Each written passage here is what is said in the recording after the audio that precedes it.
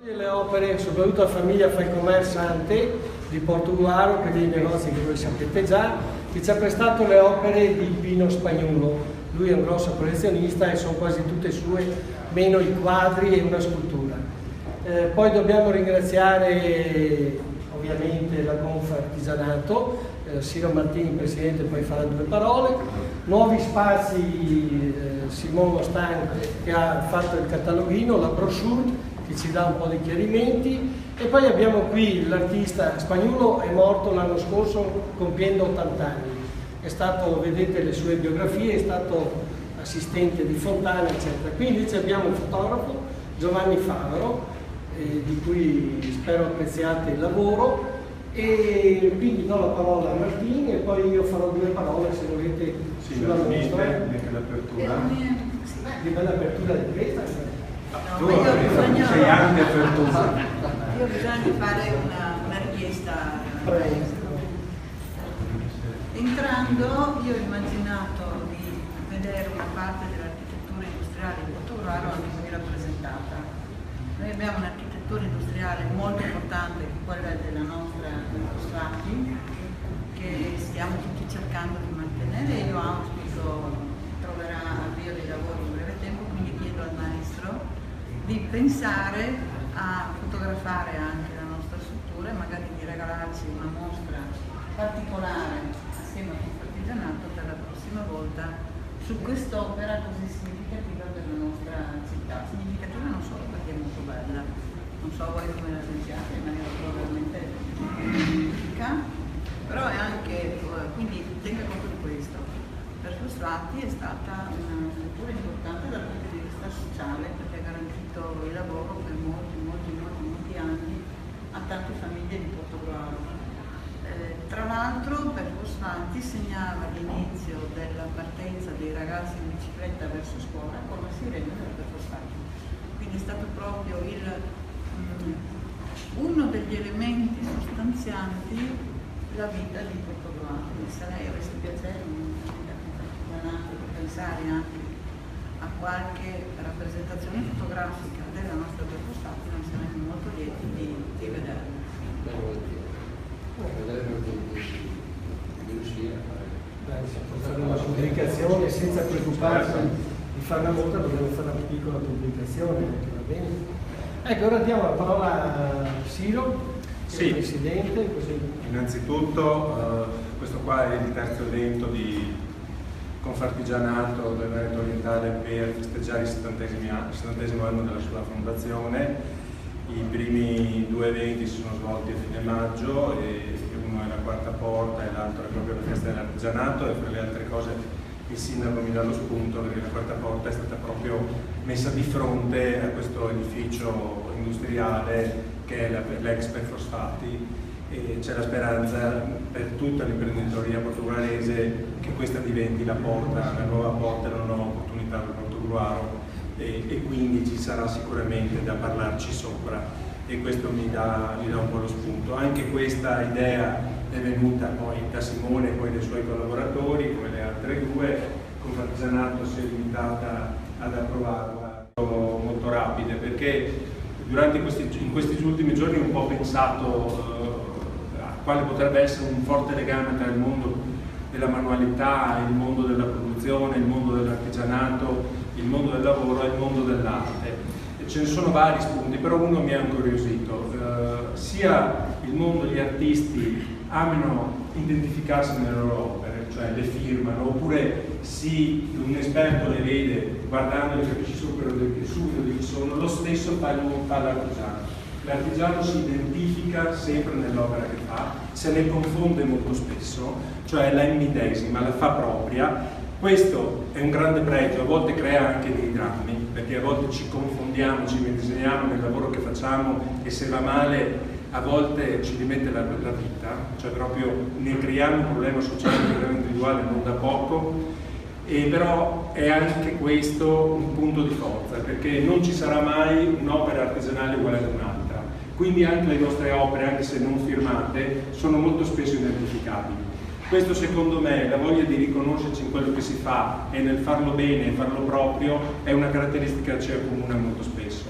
E non è un passaggio banale, soprattutto di questi tempi, perché sono un po' di anni che i profitti generati dal mondo del lavoro non vengono investiti come una volta nel mondo del lavoro stesso, nella produzione, per migliorare o ampliare la base occupazionale oppure le tecnologie del lavoro, ma molto spesso vengono reinvestiti in finanza.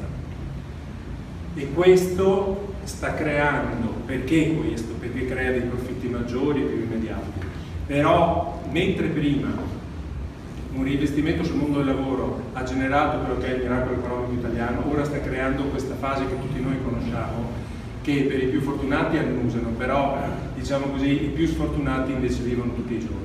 Quindi bisognerà, e noi cerchiamo di farlo anche facendoci conoscere, rimettere il lavoro al centro delle politiche, e non che sia al servizio della finanza, ma è la finanza che deve ritornare ad essere al servizio del lavoro, e devo dire che i sistemi ci sono, basta solo pretenderli.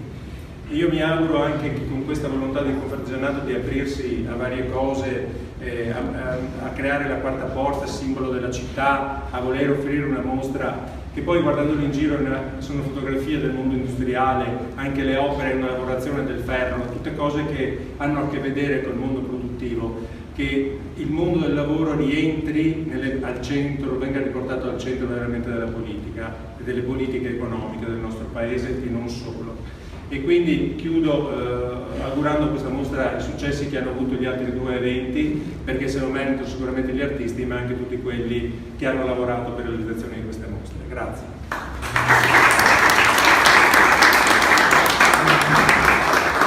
Io vorrei piacere di tornare un attimo al nostro quotidiano. Siro ha descritto molto bene la realtà nazionale del mondo dell'artigianato. Io vorrei tornare al nostro fotografo e dare a tutti una spinta verso la speranza e il rinnovamento. In che modo? In modo che la pubblica amministrazione lavori in maniera molto stretta e molto collaborativa, secondo ovviamente i rispettivi ruoli, con il mondo dell'artigianato, del commercio, di coloro materialmente mettono il loro impegno quotidiano, sia fisico ma anche economico, per fare una cosa strana che si chiama impresa. Quindi l'amministrazione di Portogruaro in questi 2 anni ha cercato continuamente strettissimi rapporti con le associazioni della categoria, non a caso ci siamo anche incontrati per creare un tavolo di concertazione con le associazioni di categoria, nel quale si andranno a valutare insieme le opportunità che possiamo dare al nostro Portogruaro, e per realizzare insieme eventi che siano strettissimamente collegati a ciò che la realtà imprenditoriale può proporre e ciò che la realtà imprenditoriale chiede in Portogruaro. Quindi anche nelle realtà tipo Terra di Torri, Piera di Sant'Andrea, già da adesso si sta pensando a come costruire insieme.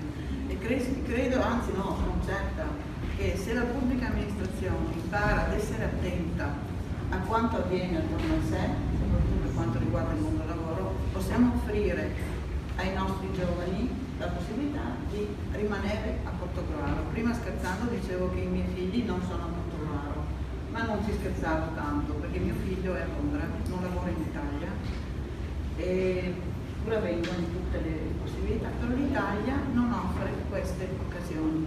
Quindi è compito anche dei piccoli amministratori di comune cercare di preparare un terreno fertile per dare lavoro ai nostri giovani. Sulle cose, partendo così anche dal punto di vista religioso, noi abbiamo ragionato più che noi, come curatore me ne assumo responsabilità, perché ho dovuto ragionare sulla questione noi cosa siamo, no? Polvere, diventi polvere. Adamo quando diventa uomo, quando è un pezzo di creta e poi gli viene soffiato in bocca il respiro, quella che noi consideriamo l'anima. E tutto questo, il golem stesso, diventa un elemento mitico e quindi respira e si muove solo perché ha delle scritte sulla fronte che ricordano le lettere dell'ebraismo. E di conseguenza poi viceversa, se noi guardiamo un po' tutta la storia della filosofia, troviamo che da una parte c'è l'idealismo, dall'altra il materialismo. Platone, Epicuro, se andiamo su, vediamo verso l'Ottocento, troviamo Fichte, troviamo Schelling, dall'altra parte troviamo Marx, troviamo Feuerbach, troviamo Hegel.